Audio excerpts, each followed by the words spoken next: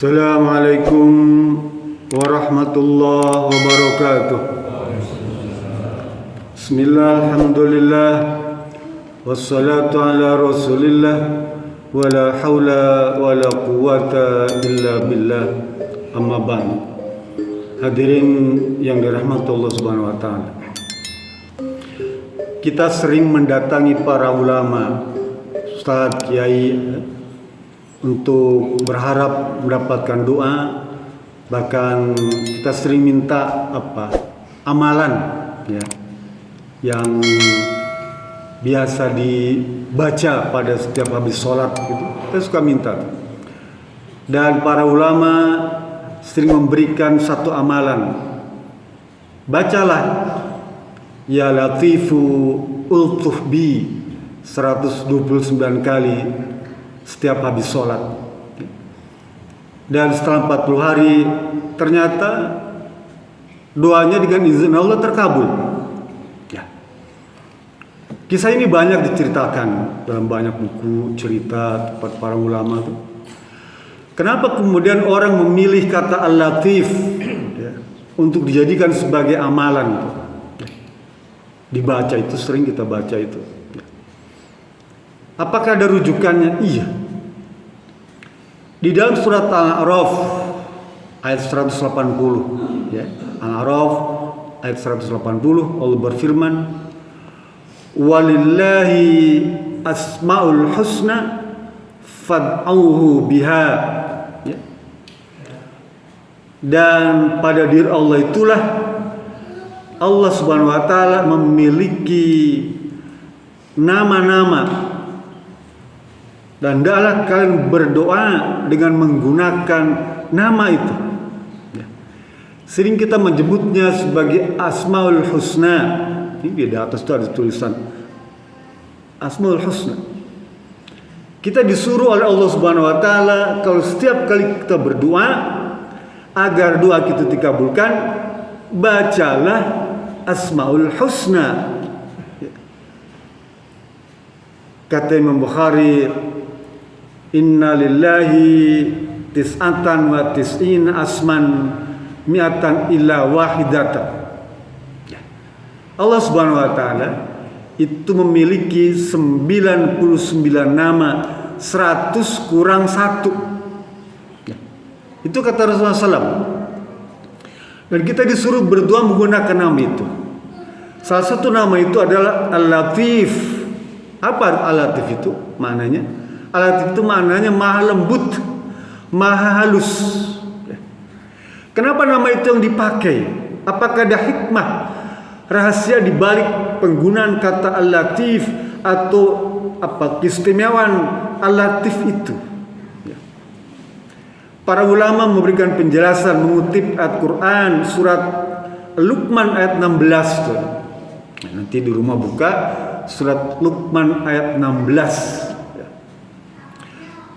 Kata Allah Subhanahu wa taala, "Ya bunayya innaha intakum misqala habatin min khardalin fatakun fi sakhratin aw fis samawati aw fil ardi ya'ti bihallahu innallaha latifun khabir."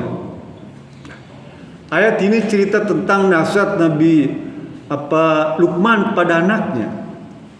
Kata Luqman, "Duhai anakku, sesungguhnya apabila engkau melakukan perbuatan baik sebesar biji sawi pun, sekecil apapun, sekalipun engkau simpan perbuatan itu di dalam batu ya. Orang berbuat baik atau salah ya, dan tersembunyi ada di dalam batu tuh, atau tidak nampak karena ada di atas langit sana, atau tidak nampak karena ada di dasar bumi, pastilah Allah akan membalasnya sekecil apapun, baik itu perbuatan baik maupun perbuatan buruk. Kenapa? Kata Allah, "Innallaha latifun khabir." Karena Allah maha halus dan maha teliti. Lalu apa manfaatnya ayat ini? Ya. Kata para ulama, yang pertama, kata latif itu bermakna ya, Allah Maha mengetahui apa yang tersembunyi dan tersamar, apa yang dikerjakan oleh kita, Pak. Baik yang zahir maupun yang batin. Allah Maha tahu. Sekalipun tersembunyi, tertutup di dalam batu atau di dasar bumi atau dalam hati kita, ya, dalam pikiran kita, Allah Maha tahu. Itu maksudnya, Pak. Jadi kita tidak bisa kemudian merasa ini enggak diketahui orang perbuatan jahat ini, nggak bisa, Pak.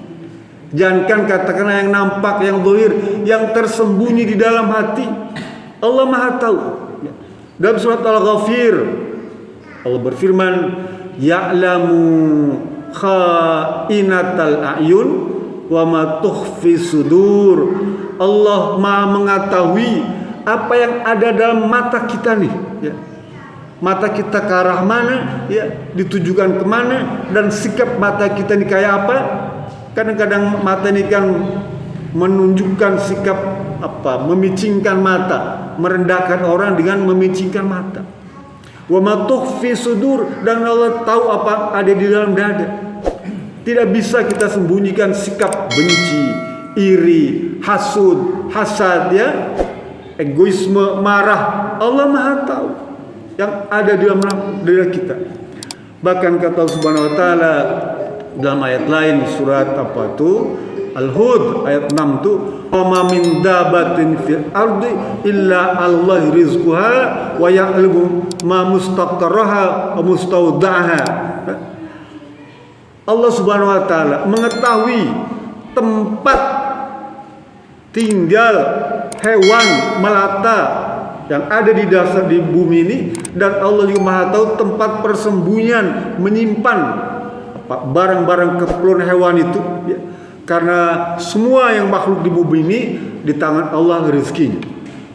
Bahkan dalam surat Al-An'am Allah berfirman, wa ma tasqutu mi waraqatin illa ya'lamuha. Daun kering yang jatuh dari pohon itu, ya, Allah tahu. Allah Maha tahu. Daun kering yang jatuh Allah tahu. Sekarang makhluk Allah, hewan dan tanaman itu Allah ketahui sekecil apapun, padahal mereka tidak disuruh untuk melaksanakan syariat atau bukan makhluk yang mukallaf. Enggak ada tanggung jawab bagi hewan tanaman itu. Tapi Allah Maha tahu. Bagaimana dengan manusia yang Allah ciptakan, ya, dan Allah beri kita hukum syariat, pastilah Allah Maha tahu. Oleh karena itu kita tidak bisa bersembunyi dari pantauan Allah Subhanahu wa taala. Itu mana yang pertama al-latif. Yang kedua, kata para ulama, man al-latif, Allah akan memberikan kemaslahatan atau kebaikan kepada hambanya, sementara hambanya tidak sadar, tidak tahu kalau dia telah diberikan kebaikan. Kadang-kadang kita tidak mengerti, kita mengerjakan sesuatu ternyata ada hikmahnya. Oh, hikmah saya pindah ke Bojongsong ini saya dapat jodoh di Bojongsong, ya. Contoh begitulah. Ada banyak peristiwa dalam hidup kita ini yang tanpa kita sadari telah memberikan kebaikan. Karena saya dulu belajar bisa naik sepeda, maka sekarang saya jadi petugas pos. Contoh itu. Jadi akan banyak kebaikan yang Allah berikan kepada kita yang kita tidak sadari, Pak. Rizki, Pak. Rizki, ya. Kata Allah Subhanahu wa taala dalam surat At-Talaq itu, kita tidak tahu dari mana datangnya rizki ini. Kata para ada dua rizki. Satu rizki yang sudah diketahui asal usulnya, ya. Contoh gaji, untung dagang, ya, warisan. Itu kita sudah tahu secara zahir kita akan dapat berapa. Tapi ada rezeki yang tidak kita ketahui dari mana datangnya, kapan datangnya, bentuknya kayak apa, jumlahnya berapa. Itu yang disebut rezeki yang tidak diduga-duga itu. Caranya bagaimana untuk mendapatkan rezeki yang tidak diduga-duga itu? Allah berfirman dalam surat Al-Falaq itu, wa may yattaqillaha yaj'al lahu makhraja wa yarzuqhu min haitsu la yahtasib. bertakwa kepada Allah syaratnya, maka Allah akan berikan rezeki yang tidak diduga-duga. Yang ketiga, makna latif apa? Allah menjauhkan kemudaratan kepada kita, ya, yang kita tidak sadar kalau itu cara Allah menjauhkan kita dari kesulitan, kemudaratan, ya, atau kesusahan. Apa contohnya? Ketika kita membeli tiket pesawat terbang misalnya tuh, ya, udah beli, udah beres semua, tinggal berangkat, tiba-tiba orang tua sakit, anak sakit, atau mobil ada kerusakan, terlambat datang ke airport itu.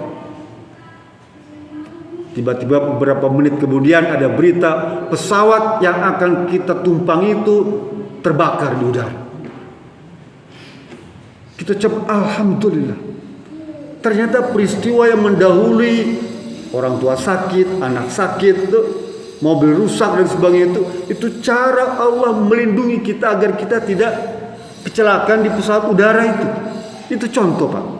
Allah menjauhkan kita dari keburukan yang tanpa kita sadari. Cara Allah sayang kepada kita. Kita tidak terpilih jadi ketua RT, ketua RW, jadi camat, jadi lurah, jadi bupati, itu nggak kepilih tuh, jadi anggota dewan nggak kepilih. Kita kadang-kadang suka marah. Tapi ini cara Allah untuk menjauhkan diri kita dari perbuatan-perbuatan yang tercela. Boleh jadi kegagalan kita mencalonkan diri ini dikhawatirkan kalau jadi dia akan melakukan perbuatan yang kurang baik.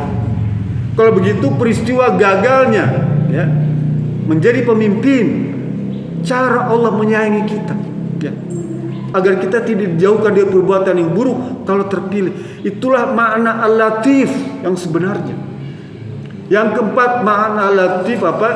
Allah menaikkan derajat kita tanpa kita sadari.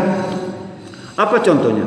Nabi Yusuf alaihissalam, ya, sejak kecil perjalanan hidup dia senantiasa susah, Pak. Ya. Ada banyak ujian dan cobaan, tapi itu cara Allah untuk meninggikan derajat dia. Karena itu semua merupakan bagian dari proses untuk mencapai puncak jabatan yang tertinggi.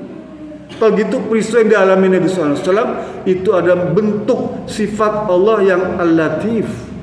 Sehingga kalau kita mengalami kesulitan, jangan lalu berburuk sangka. Jangan-jangan ini cara Allah untuk mengangkat derajat kita.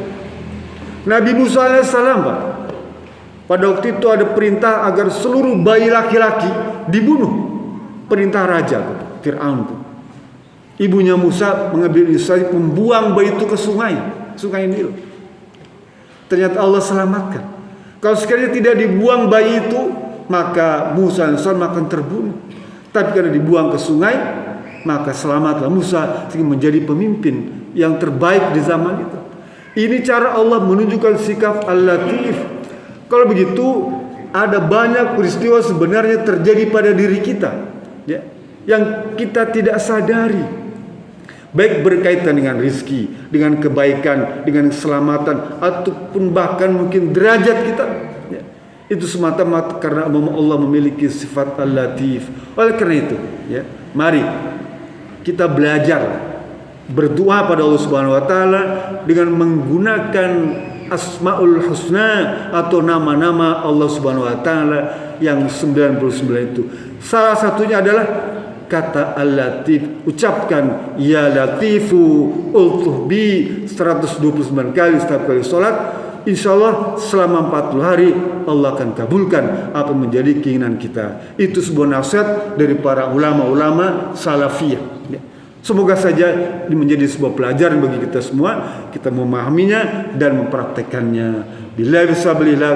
Assalamualaikum warahmatullahi wabarakatuh.